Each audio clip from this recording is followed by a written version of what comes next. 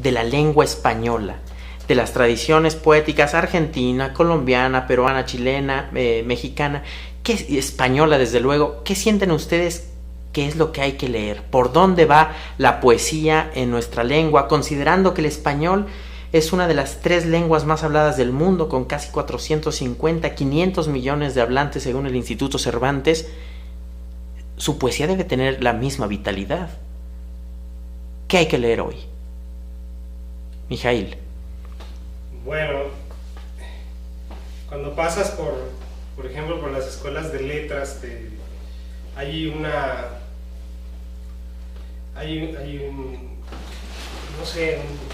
lista de libros que te van a leer, y al lector, al estudiante, le dan poca movilidad, ¿no? Entonces salimos siendo lectores de los mismos libros, ¿no? Pocas veces, incluso hay programas de literatura que se brincan hasta el Martín Fierro.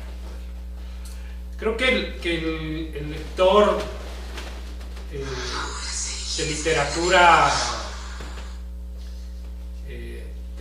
americana debe de echarse realmente un clavado por las librerías de viejo, ¿no? Hay incluso libros americanos que se dejan de editar.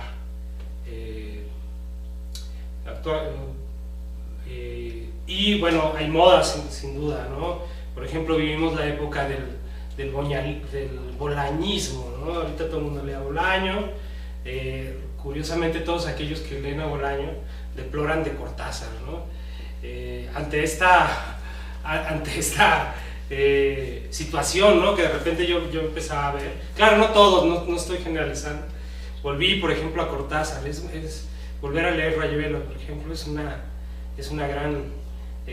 gran descubrimiento pasado el tiempo.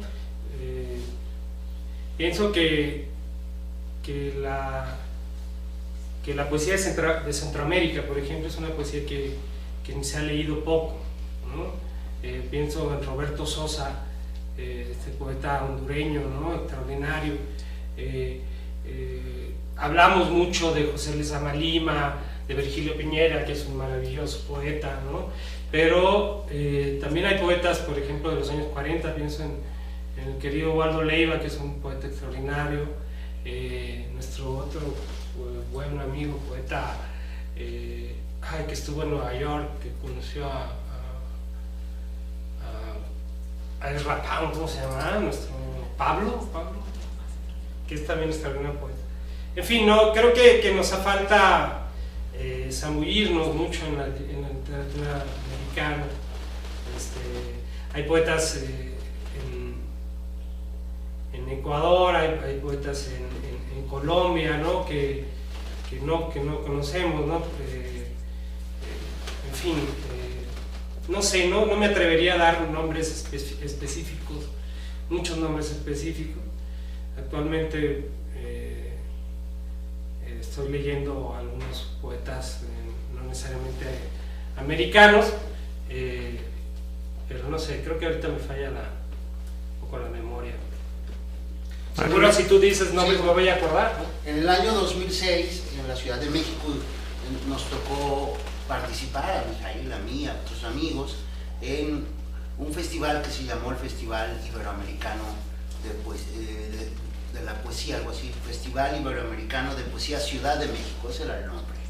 Y entonces, bueno, de pronto allí estuvieron presentes autores fundamentales. Por ejemplo, de Brasil vino don Ledo Ivo, que recientemente falleció. Yo he publicado una antología más o menos amplia de su obra, que apareció en Colombia, en España, y está por salir acá en México, que se llama Estación Final, y que reúne poemas suyos que van desde 1940 hasta el 2011.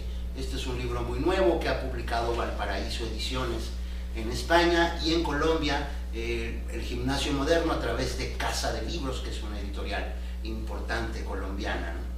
Y bueno, esperamos que en México aparezca muy pronto también. Hay un documento interesante donde está platicando Alicho Macero con Ledo Ivo, ¿no? Bueno, un documento gráfico donde están platicando y están de muy buen humor. Es interesante cómo dos poetas importantísimos de las dos tradiciones, tanto de la brasileña como la mexicana, tenían un buen entendimiento, ¿no? Se platicaban y se reían mucho, eran tipos con muy buen humor. Sí, se reconocían, digamos, ¿no? Entre ellos como autores que habían de algún modo compartido un momento de la historia literaria.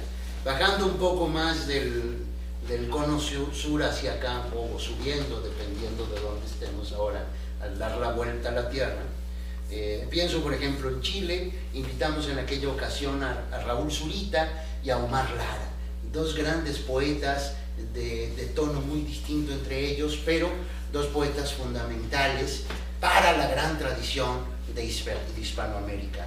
Raúl Zurita, un autor mucho más joven que Omar Lara, y que ha, digamos, con sus publicaciones tocado en muchos momentos y en muchos puntos nerviosos del continente de la lengua española, ¿no?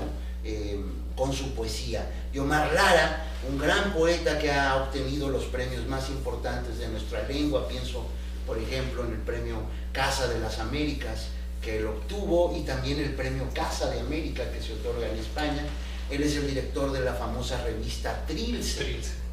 Tiene más de 40 años de publicarse, una colección de libros. En fin, Omar Lara, que es un poeta, que es un maestro para todos nosotros. Yendo más hacia el norte, en Perú, por ejemplo, aquí estuvo entre nosotros don Rodolfo Inostroza, que recientemente, hará un año o dos, fue publicada su poesía reunida a través de la colección Visor de poesía en España. Está desde luego don Arturo Corcuera, que tiene sus libros en el Fondo de Cultura Económica de Perú, Hildebrando Pérez Grande, que se hace cargo del taller de poesía de la Universidad de San Marcos. Y bueno, no sé si estoy extendiéndome mucho, pero ahí estoy ya proponiendo nombres de lo que se puede leer. En Argentina está, por supuesto, el poeta Jorge Bocanera, que es un poeta fundamental para todos nosotros. Con gran relación con México, ¿no? Sí, que vivió acá en México, por ejemplo, ¿no? En los años 70 especialmente, incluso ganó el premio de poesía joven que se otorga acá en México, ¿no?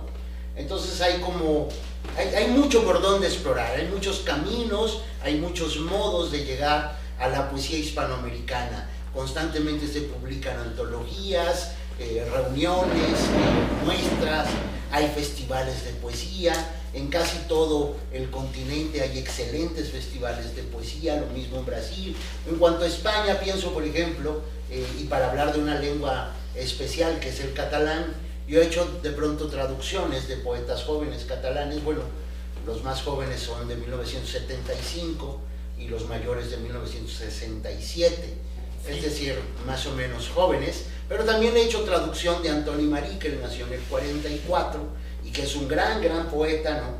Que además se hace cargo de la colección Nuevos Textos Sagrados de la editorial Tusquets. Un poeta con pocas publicaciones de poesía, pero que con esas pocas logra tocar fibras muy sensibles de quienes hemos tenido la suerte de leerlo, ¿no? Sí. Es un poeta fundamental. ¿Quién lo diría? Que un poeta catalán como Antoni Marí, ¿no? Va a ser un poeta que uno puede leer en versos de poetas mexicanos